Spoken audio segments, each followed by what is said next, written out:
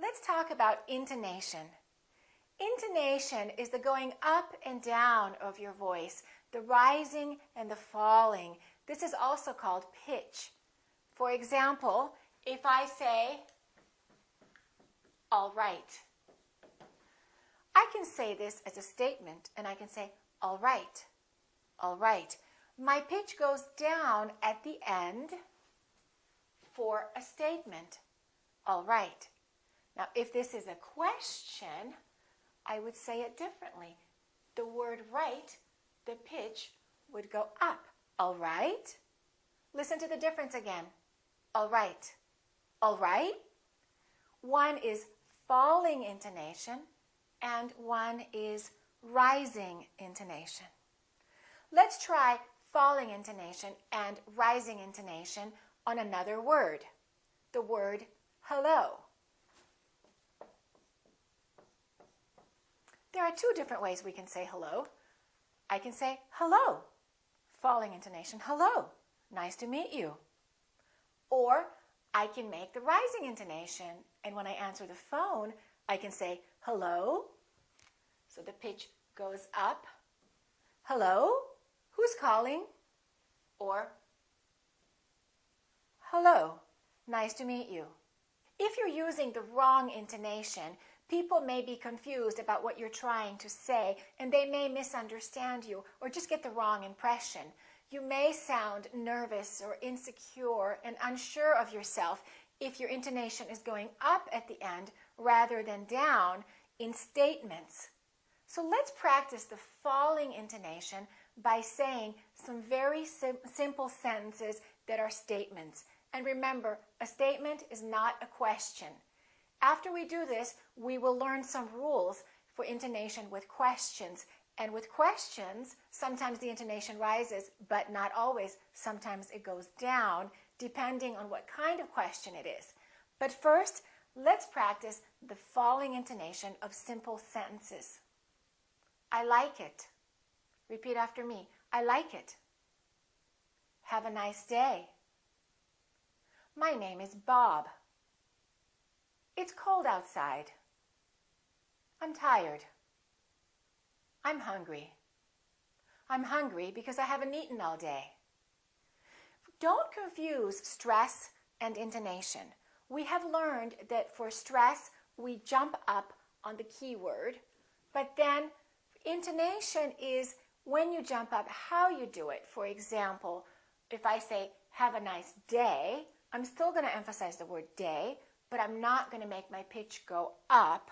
I'm not going to say, have a nice day. I'm going to say, have a nice day. Have a nice day.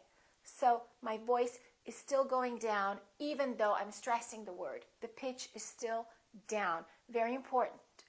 All right, let's practice a few more statements. Think of some things that you're feeling right now. I feel good. I'm feeling happy. Today is Monday. I'm going to go to work soon. All right, make some simple sentences, making sure that your voice goes down at the end, that your pitch goes down. Now, let's learn the rules for intonation for questions. We can have either rising or falling intonation when we're making questions, depending on what kind of question it is. There are two different kinds of questions. There are yes-no questions, and there are WH questions. Yes-no questions can be answered by either a yes or a no. For example, are you happy? That's a yes-no question because I can say yes or I can say no. With yes-no questions, the intonation goes up. Are you happy?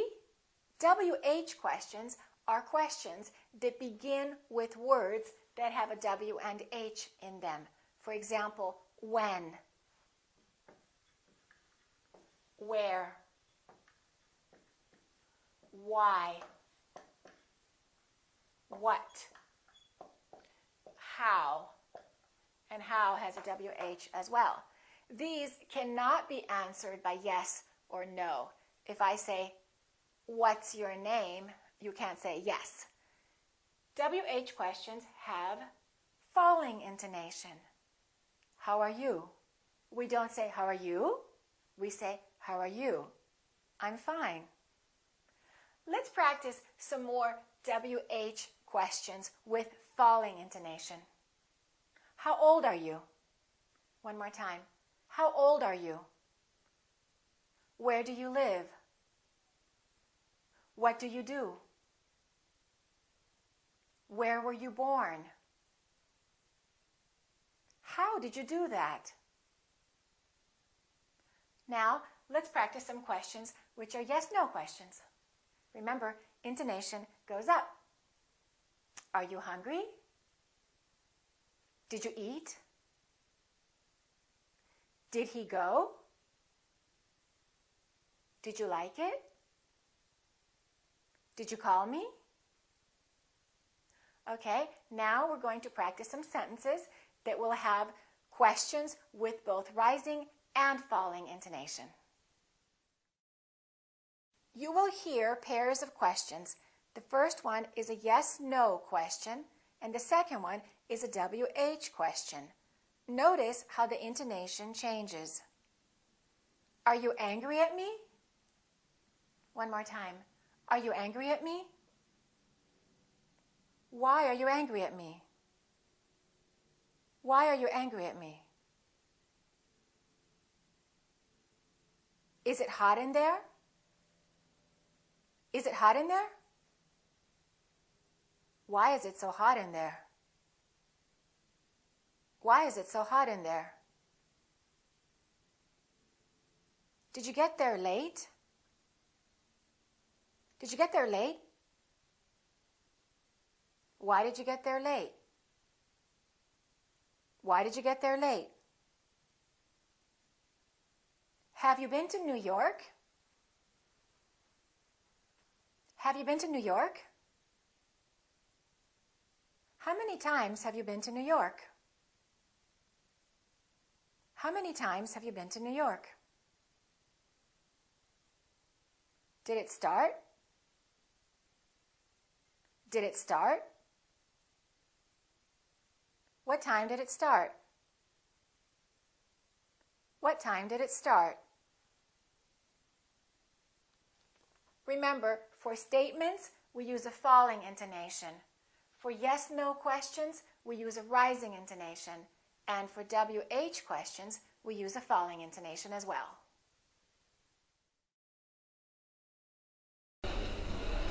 This lesson is about intonation. It's about rising intonation with yes-no questions. We use rising intonation with yes-no questions. Intonation is very important. In rising intonation, your voice goes up at the end of the question.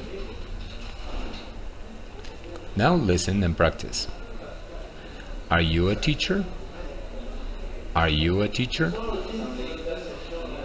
Is Frank a doctor? Is Frank a doctor? Do you speak English? Do you speak English? Can you cook? Can you cook? Remember, use rising intonation with yes-no questions.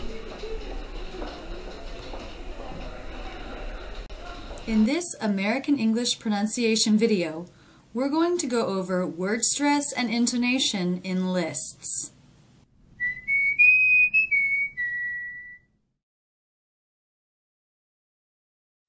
The rule for stress and intonation in lists is easy. Each item goes up in pitch until the final item, which goes down in pitch. Let's look at an example. I'm driving you, Dan, and Cindy to the party. So here we're listing three things, three people. You, up in pitch, Dan, up in pitch, and Cindy, down in pitch. Up, up, down. I'm driving you, Dan, and Cindy to the party. It's easy, right? Let's look at a few more examples. You can have cereal, pancakes or oatmeal? Cereal, pancakes, or oatmeal? Up, up, down. You can have cereal, pancakes, or oatmeal. My mom, dad, little sister, and grandma are visiting next week. My mom, dad, little sister, and grandma are visiting next week. Up, up, up, down. I dusted, vacuumed, and straightened the living room. Dusted, vacuumed, and straightened. Up, up, down. She just got back from a trip to Spain, Portugal, and France. Spain, Portugal, and France. Up, up, down. Now that's not hard, is it? Intoning lists this way, along with leaving a small pause for the commas, will make you easier to understand. That's it, and thanks so much for using Rachel's English. Don't stop there. Have fun with my real-life English videos, or get more comfortable with the IPA in this playlist. Learn about the online courses I offer, or check out my latest video. When we're presenting ourselves to the world, every detail sends a message. What you wear, what's going on with your hair, everything, including your vocal habits. Now, most people I know don't give any attention to their vocal patterns. Maybe we're aware if someone has a real thick accent or if they're talking in a totally different way. There's sort of an energy to it, but there's a very subtle one that sends a very distinct message, and that is rising intonations. So you know about this already. Maybe you don't know it's called that, but it has to do with a vocal pattern that goes up at the end of a sentence. Now, mostly we hear this when we ask a question, like, have you heard of that before? Have you heard of that before? Up here. But sometimes people have the same rising intonation when they're just telling a statement. And when you do that, when you're just talking about a statement, it sounds like it's a question, meaning it exudes an uncertainty. When you ask a question, you need to know an answer. You don't have the answer. But when you're speaking in that way, when it's not really a question, it sends the message, I really don't know. I don't know what I'm talking about. And when you do that, especially if you're someone who's in a position of authority, it is working against you. Now, typically you hear this in Valley Girl speak, because back in the day when I was young, there was this thing called Valley Girls, and Valley Girls talked like that, and it sort of was funny. But it's less funny if you're an adult in today's society. It's sending the wrong message. So what do you do about these rising intonations? Well, first you need to bring your awareness that it happens. Meaning, I want you to start paying attention to this subtle nuance. See in the people around you if you know somebody who tends to go up at the end of their sentences. You'll start to notice that there's a big difference between speaking like that and someone who's more direct. The one who's more direct conveys more authority. Now, secondly, I want you to turn your attention inwardly. Start to notice if you do that. One of the fastest ways to objectively hear yourself is to record yourself. So grab your cell phone or, I was going to say a tape recorder, but I don't think most people have tape recorders anymore. But get some device that can actually record your voice and just put it on the table and then forget about it. So you will hear your natural cadence. There might be a difference if you're speaking to your boss or if you're speaking with your friends. If you're speaking with a man, if you're speaking with a woman. Bring your awareness to what you do. And then thirdly, you need to make a decision to change. This part of the exercise will feel a little bit awkward because you're going to be hyper aware of what you do. It's a given that it's going to be awkward. So just get over that part and do it. I want you to slow down your habitual vocal pattern and start to deliberately bring the intonation of your end of your sentences down, meaning you can be more direct instead of be more direct, right?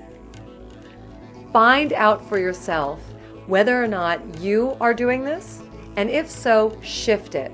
Give yourself 2 weeks. You will be amazed at the transition, at the way that people perceive you as a thought leader.